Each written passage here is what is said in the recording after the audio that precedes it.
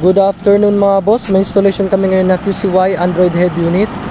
Ayan mga boss, with 360 camera dito sa Toyota Wigo.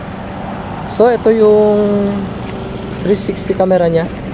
Ayan, QCY Full HD. Then QCY, ito yung head unit ng 360. Yan. So yan mga boss, 10 inches yan mga boss. Ito si front cam, sa side mirror. Ayan.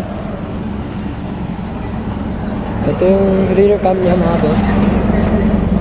Ayan, sticker nya Andres Auto Accessories.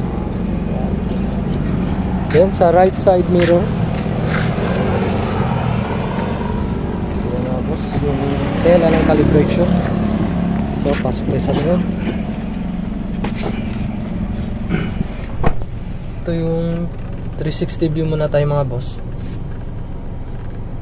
Ayan yung front camera nya, 3D.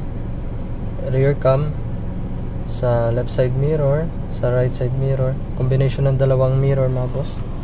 Then combination ng tatlong camera sa front niyan. Then ito naman sa rear.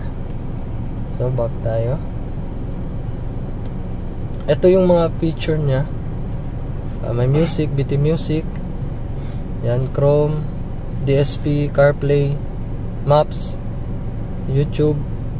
Ito yung Google Maps nya.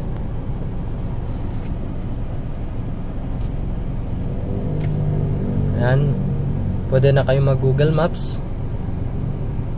So sa music din, gana yung steering control nya mga boss. Ayan, may equalizer to mga boss, yung music nya. Same lang din sa radio. Yan, radio. Yan, may equalizer din yan.